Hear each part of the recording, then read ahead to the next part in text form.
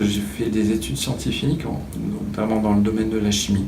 Donc j'ai un DEA de physique et chimie de l'environnement, donc sur les aspects déjà orientés environnement. Et j'ai basculé dans la sécurité industrielle avec le master spécialisé de l'école des mines en sécurité industrielle et environnement. Où là je suis tombé dedans en fin de compte. Et j'ai enchaîné sur un doctorat sur les aspects de modélisation de la vulnérabilité d'un territoire face à un accident majeur. Voilà mon parcours. Je fais plus du tout de chimie aujourd'hui, mais c'est pas très grave, je suis passionné par ce que je fais. Dans notre équipe, on travaille principalement sur la problématique des risques majeurs. On va l'aborder sous différentes thématiques.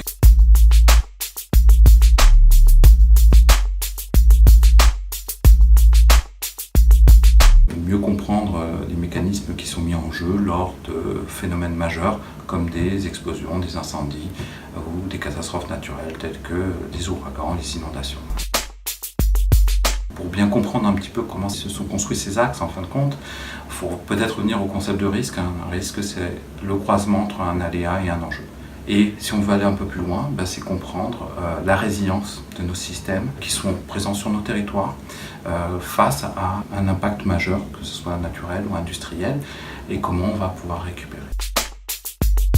Aléa. Un aléa, c'est un phénomène qui va venir impacter un territoire, quelque chose qui a de l'importance en fin de compte. Cet aléa, il faut comprendre les conséquences qu'il va avoir sur le territoire. Donc on va retrouver des aspects physiques, des aspects de la chimie, pour mieux comprendre le phénomène qui se passe. On va essayer de le modéliser et de modéliser ses conséquences pour aller vers une meilleure prévention de ces risques. Si on prend un cas concret, un site industriel qui a un stockage d'un produit toxique ou d'un produit explosif, l'industriel se doit réglementairement de dimensionner des scénarios d'accident pour mettre en face des barrières, puisque nos sites industriels, du moins en France, sont implantés à proximité d'enjeux. Généralement, dans toutes les grandes villes de France, on va retrouver des sites industriels.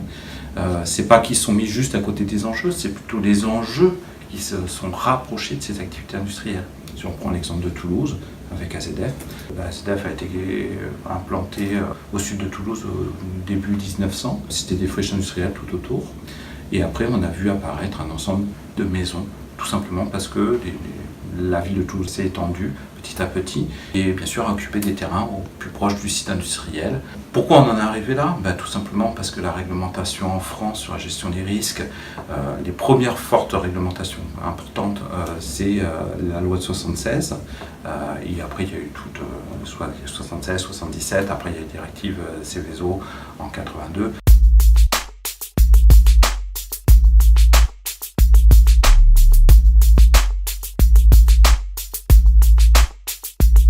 Mais il y a eu tout un laps de temps, toute une vie où on a évolué sans réglementation excessivement forte. Et la réglementation précédente, avant 1976, c'est le code napoléonien. Donc il y a eu un décalage entre l'aspect réglementaire et puis l'importance qu'ont pris les villes sur notre territoire. Donc on se retrouve avec des situations qui sont complexes, où on a à la fois un site industriel et des enjeux.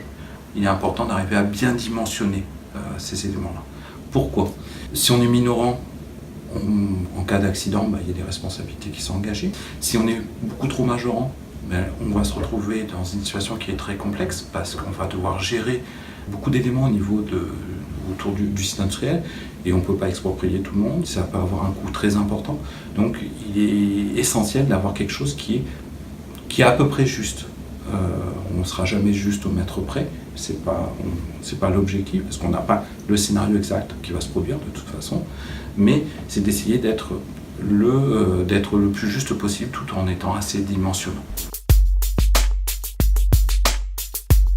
C'est bien beau d'avoir dimensionné un scénario d'accident, d'avoir des conséquences, mais si on installe notre activité en plein désert, on voit bien que ça n'a pas tant d'importance que ça. C'est pas ça qui fait le risque, en fait. Quand il y a un aléa, il peut y avoir un potentiel danger énorme, mais il n'y a pas de risque.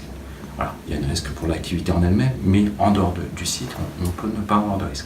Donc il est très important également de qualifier la vulnérabilité du territoire, c'est-à-dire arriver à être capable de qualifier l'importance des enjeux. Donc ça, pour s'intéresser à ça, il faut savoir quels sont les enjeux d'intérêt. Le plus simple, bien sûr, c'est l'homme, mais il y en a bien d'autres types. Il y a des enjeux naturels, il y a des enjeux dits d'infrastructures critiques aussi.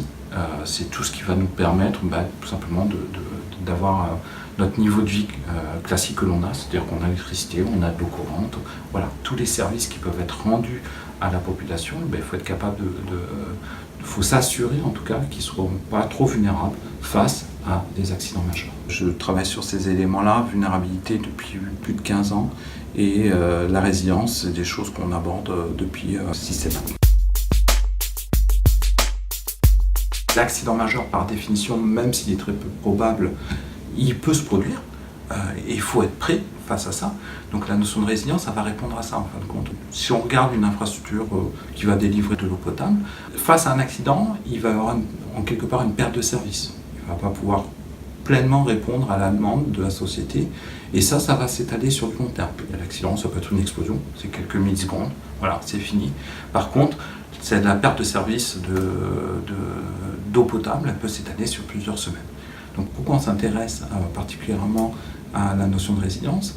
C'est pour essayer de bien comprendre et de mieux qualifier la capacité de retour à un service optimal.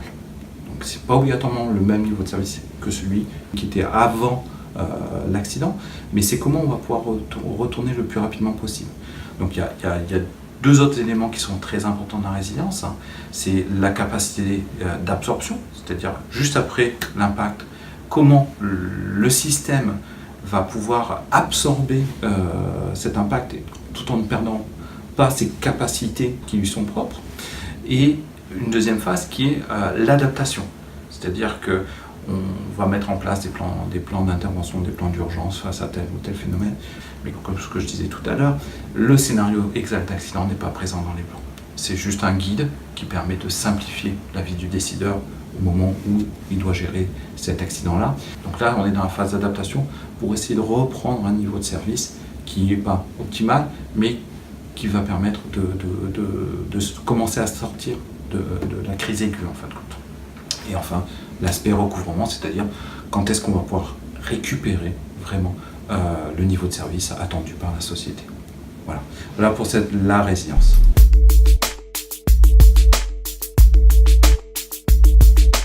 Je me suis plutôt basé sur des données cartographiques. La première carte de vulnérabilité que j'ai pu sortir, c'était basé sur des données IGN, Téléatlas, voilà, des données cartographiques qui sont statiques, mais qui représentent un état moyen de notre territoire. Donc ça a été ensuite passé au travers d'un moteur d'analyse, c'est-à-dire c'est ce que j'appelle l'aspect méthodologique. Qu'est-ce qu'on veut calculer? On veut calculer par rapport à, par exemple, un indice de vulnérabilité. On s'est rendu compte d'une chose, c'est que les données, je les ai qualifiées de statiques tout à l'heure, et c'est bien le gros problème. Si par exemple on regarde certaines données, on va principalement retrouver du nombre d'habitants, le nombre de maisons sur une zone. Pour autant, on n'a pas le nombre exact d'habitants, ils ne sont pas toujours présents dans leur maison. Ils vont prendre des transports en commun, ils vont prendre la voiture, ils vont travailler dans des établissements. Donc là, on va recréer de la donnée pour mieux représenter notre problème, qui est par exemple d'évaluer la vulnérabilité d'un territoire. Donc si on prend un exemple d'une grande ville où il y a un métro, on va devoir récupérer des stats qui permettent de voir l'affluence en fonction de l'heure et essayer de regéolocaliser des personnes, par exemple. On se rapproche parfois un petit peu d'un travail de terrain, même si on n'est pas sur le terrain en train de compter le nombre de personnes qui sortent de telle bouche de métro, etc. Mais on se rapproche d'un travail assez important de construction de la donnée. Par contre, le challenge au jour d'aujourd'hui, il est vraiment sur la représentativité des données qu'on utilise pour calculer la vulnérabilité ou la résilience, peu importe. Effectivement, la deuxième thématique, c'est la gestion de crise, donc qu'on développe depuis une bonne dizaine d'années au sein de l'Institut des sciences et risques. On a débuté toujours sur les mêmes aspects, c'est-à-dire comment mieux comprendre. C'est vraiment la question, quels sont les mécanismes qui sont mis en jeu, comment mieux décrire. Il y a plusieurs thèses qui ont été faites sur comment caractériser le niveau de crise dans lequel on se situe. autant sur les deux parties précédentes qu'on a pu présenter, il y a des enjeux, il y a des enjeux financiers très forts, mais on a le temps de réfléchir, d'analyser, d'écrire des documents, de les confronter entre différents acteurs. Là, on est dans une phase d'urgence. L'accident, c'est jamais à 10h du matin, quand tout le monde a pris son café, qu'on a le temps, on va se rediriger vers notre poste. On est tous bien comme il faut dans la tête. Ça se passe quand ça se passe. Si c'est à 2h du matin, c'est à 2h du matin. La crise peut évoluer avec une cinétique très rapide, peut amener des choses qui sont totalement surprenantes. On ne s'y attend pas obligatoirement à l'évolution du scénario. Donc on se retrouve dans un univers qui est déstabilisant. Donc ça, voilà, c'était les premiers travaux. Après, on s'est orienté, en tant qu'école, je dirais, on est une école d'ingénieurs, on s'est dit, qu'est-ce qu'on peut apporter à ce domaine-là? On peut apporter deux choses. Des outils d'aide à la décision, en fin de compte, comment aider le décideur à mieux gérer la crise avec des outils rapides. Donc ça, on peut le retrouver notamment sur des logiciels de modélisation qui vont permettre, au lieu de passer 3 jours, d'avoir 3 jours de calcul, en quelques minutes, avoir un premier dimensionnement. Et ensuite, le deuxième volet, c'est comment mieux préparer les équipes de crise. Donc les équipes notamment stratégiques, pour faire en sorte qu'elles puissent s'entraîner de façon efficace et qu'elles puissent progresser. On a pu concevoir et construire un simulateur au sein de l'Institut des sciences et risques. Son objectif était de pouvoir former des professionnels, que ce soit des autorités compétentes ou des industriels, à mieux gérer les crises en les soumettant à des scénarios. Ce n'est pas obligatoirement une salle de formation, c'est notre laboratoire. Très rapidement, après 2011, on a débuté un ensemble de thèses qui portaient vraiment sur les aspects d'ingénierie, de pédagogie, avec cet outil formidable qu'on a, qui est un laboratoire d'expérimentation. On fait plus d'une dizaine d'exercices par an avec différents partenaires, et ça peut être, comme je l'ai dit précédemment, des professionnels, autorités compétentes ou industriels à différents niveaux, ou bien nos élèves également, qu'on peut soumettre à différents types d'exercices. Et en fin de compte, nos chercheurs, nos thésards, pouvaient tester leurs approches, tester les méthodes qu'ils pouvaient mettre en œuvre sur différents éléments.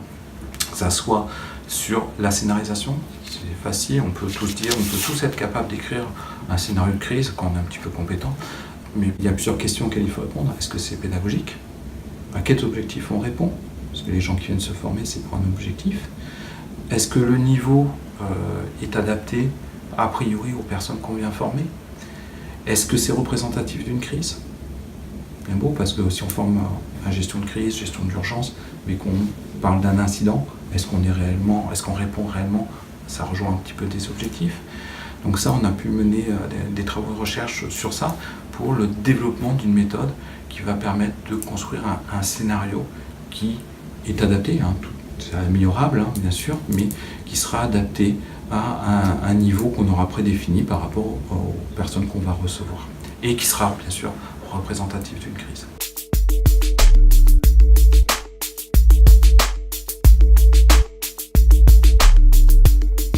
On s'est associé avec l'Université de Nîmes pour avoir en fin de compte cette double vision, l'aspect ingénieur et l'aspect sciences humaines, qui permet vraiment de répondre pleinement à la problématique de comment mieux former une équipe en fin de compte. Voilà. Il faut ce double aspect-là. Donc l'exemple type, c'est une thèse qu'on a pu mener en collaboration avec le professeur Karin Weiss à l'Université de Nîmes sur l'observation. Parce qu'une fois qu'on a fait un scénario, c'est bien qu'on a joué un exercice. C'est comme tout exercice pédagogique, il faut en quelque part l'évaluer. Quand on est avec des élèves, c'est très simple. On a une copie, on a un rapport, on va le noter, on est le référent. Quand on fait jouer un scénario de crise à un directeur d'une grande entreprise, 80 000 personnes sous ses ordres, un préfet, notre position de chercheur pour l'évaluer, on peut évaluer certains éléments. Mais c'est quand même assez compliqué d'évaluer ces personnes-là.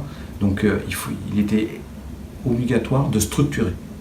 il fallait structurer notre mode d'évaluation et c'est passé par qu'est-ce qu'on doit observer et comment observer.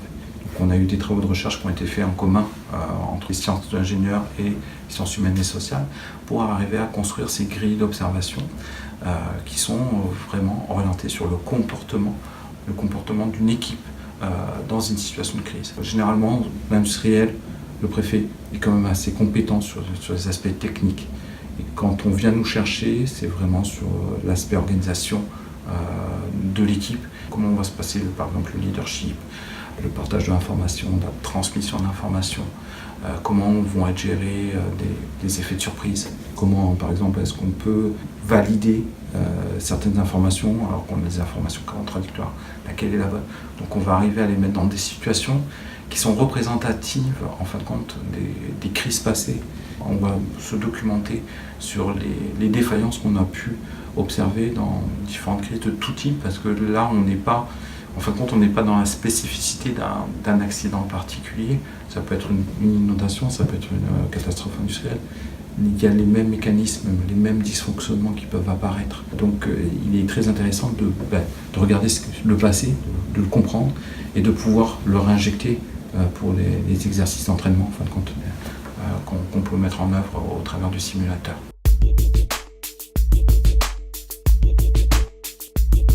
Notre métier de chercheur, c'est la base de tout projet, c'est faire de la bibliographie, faire un état de l'art des recherches qu'on peut retrouver sur cette thématique dans le monde qui est publiée. Donc c'est effectivement là, c'est bien gentil, c'est des papiers, c'est des auteurs, tout est validé, mais concrètement ça reste du papier. Le fait de le mettre en œuvre en bas, parce qu'on va valider les comportements habituels, les défaillances habituelles qu'on peut constater dans la littérature. Donc oui, c'est très enrichissant de ce point de vue-là. C'est également enrichissant parce que ce simulateur-là nous a aussi permis, en fin de compte, de par la connaissance qu'il a maintenant, de pouvoir intégrer des cellules de crise, de vraies cellules de crise, entre guillemets, chez les industriels directement. On vient avec le même matériel, hein. On a tous les travaux de recherche qu'on a pu mener, les outils qu'on a pu mettre en œuvre, que ce soit sur la scénarisation, sur l'observation, on va pouvoir aussi les appliquer directement chez la personne qui souhaite se former dans sa cellule de crise, dans son système de crise. Donc ça, ça permet de se rapprocher de la vraie vie. Là, on est vraiment dans son système à lui et plus dans ce qu'on pourrait qualifier entre guillemets d'un serious game.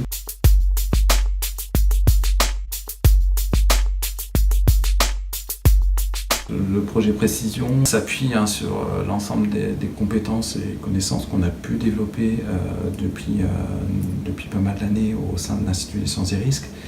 Par contre, il a une autre visée.